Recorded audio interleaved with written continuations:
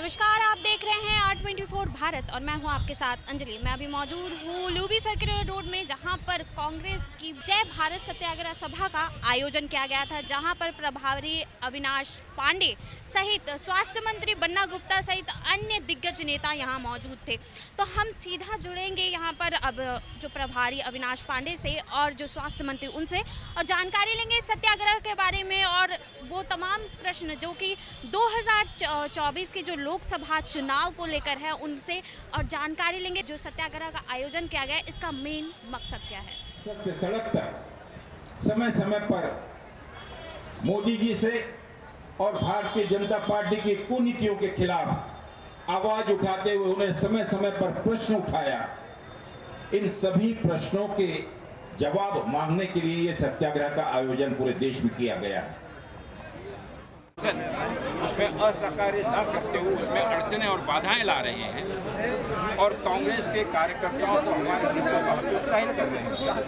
ये जो सत्याग्रह है, ये आंदोलन में उनका उल्लेख उस वक्त किया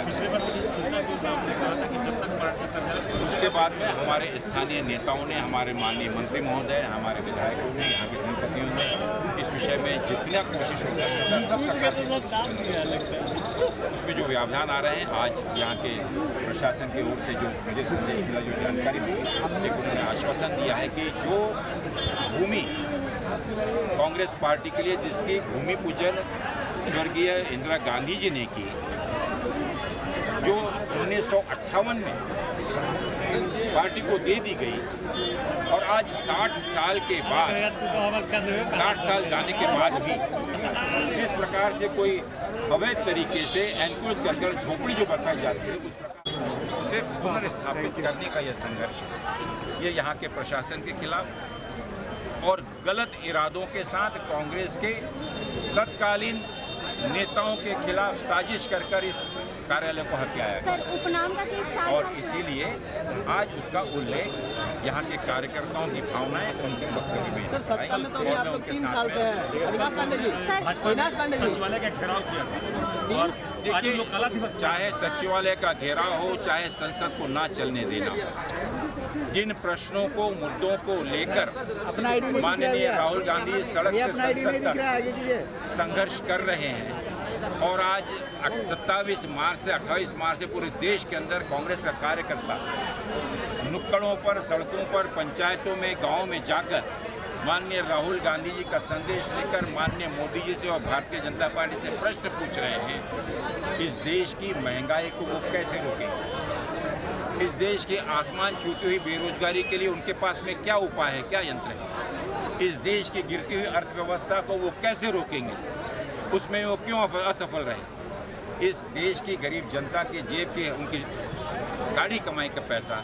जिस प्रकार से चंद पूंजीपतियों को दे दिया गया है और वो देश से चोरी कर गबन कर भाग गए हैं, उनका पैसा वापस, हमारे इन गरीब भाइयों का पैसा कैसे वापस लाया जाएगा? इन सभी मुद्दों से ध्यान हटाने के लिए पार्लियामेंट नहीं चलने दिया जा रहा है, क्योंकि इसका उत्तर उनके पास नहीं है। ना ही उनके पास में ये उत्तर है कि उनके व्यवधानों के बावजूद भी झारखंड में गठबंधन की सरकार हेमंत सोरेन जी के नेतृत्व में जो जन कल्याणकारी योजनाओं का रोज सिर्फ घोषणा ही नहीं लेकिन जमीनों पर उसका अमल करवा रही है, जहां पर जीएसटी का पैसा रोक दिया गया हो, प्रदेश के गरीबों को देने वाले अनाज को रोक दिया गया हो, जहां पर जीएसटी के माध्यम से मिलने वाला जो हमारा हिस्सा है उसे रोक दिया गया हो, जहां पर पीने के पानी की व्यवस्था के लिए जो योजनाएं बनाई गई उसे विफल करने की साजिश की गई हो, उसके बावजूद भी एक गठबंधन सरकार का संकल्प है कि इस प्रदेश की जनता को जैसे कैसे क्यों ना हो, लेकिन उनको सुविधाएं पहुंचाने का काम ये गठबंधन की सरकार कर रही है। और जब उन्होंने ये देखा कि इतने व्यवधानों के बावजूद भी इस प्रदेश की जो लोकतांत्रिक तरीके से चुनी गई लोकप्रिय सरकार है, उस सरकार को कमजोर करने की साजिश, विधायकों को खरीद फरोख्त करने की अफवाहें, उनके ऊपर संशय की उंगली उठाने वाली कृत्य जो उन्होंने किया, उसके बावजूद भी यहाँ की सरकार तटस्थ तरीके से टस से मस नहीं हो रही है, तब लोगों का फिर से ध्यान भड़काने के लिए ये कल का जो घेराव है ये उसकी पृष्ठभूमि है।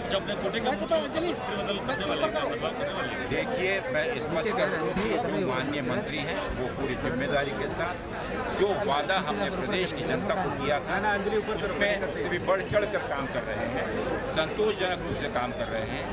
अगर इस प्रकार का कोई अवसर आता भी है तो वो अवसर इस प्रकार से उनका जो भी समीक्षा होगी, चाहे मैं हूँ, चाहे अध्यक्ष जी हैं, चाहे मंत्री जी हैं, चाहे हमारे विधायकगण हैं, हर एक की समय समय पर समीक्षा होती है और उस समय में आला कमान कांग्रेस अध्यक्ष अगर कोई निर्णय की आवश्यकता है तो उस समय वो ले। 3 विधायकों को आप लोगों ने निलंबित किया था, क्या उनकी निलंबन वापसी होगी? उनका कोर्ट में it is a legal matter. वो लोग मेरे पास में आए थे, उन्होंने माफ़ी मांगा हुआ है, लिखित रूप में माफ़ी मांगा हुआ है अपने कृत्यों के लिए, अपनी गलतियों के लिए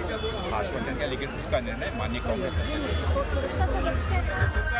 पूर्ण रूप से बहुत ही एक प्रकार से संविधान का हम सब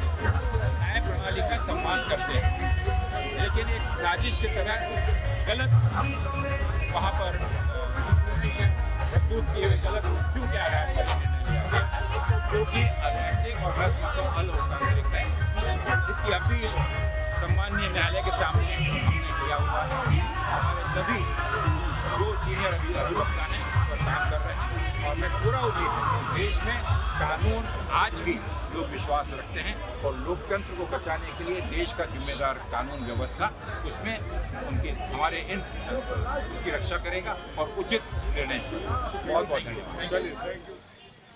तो जैसा कि आपने सुना, जैसे प्रभारी अविनाश पांडे ने बताया है कि जो बीजेपी की सरकार है वो व्यवसायियों की सरकार है। व्यवसायियों के बारे में जब प्रश्न राहुल गांधी द्वारा उठाया गया तो उन्हें वहां से अपमानित किया गया। साथ ही साथ उनकी जो सदस्यता है, जो उपनाम को लेकर जो विवाद चल रहा था, उसकी सदस्यता रद्द करने के बाद उन्हें उनका जो सरकारी कार्य आवास है उसे भी खाली करवाने के बाद जो कार्यकर्ताओं में तमाम आक्रोश था, जिसके बाद सत्याग्रह का आयोजन किया गया, जहाँ पर धनबाद में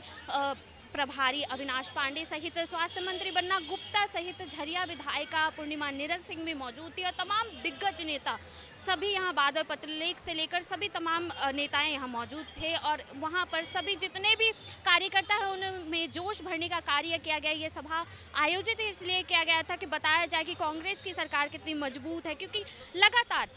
चाहे वो भारत जोड़ो यात्रा या फिर सत्याग्रह का जो आयोजन सभा किया जाता है देश भर में तमाम जितने भी राज्य उसमें की जा रही है और ये बताया जा रहा है कि कांग्रेस की सरकार, पुरानी सरकार, साथ ही साथ बहुत ही मजबूत सरकार है। तो देखा जा सकता है कि इस प्रकार जो संगठित आज कार्यकर्ता यहाँ धनबाद में मौजूद थे, इससे लगता है कहीं ना कहीं ये जो चुनावी बिगुल है वो बहुत ही ज़ोर से अब झारखंड में पूरे देश भर में देखा जा सकता है। तो ऐसी भी खबरों के लिए बने रहे R24 भारत के साथ। मैं सहयोगी राजा के साथ में अंजलि, धन्यवाद।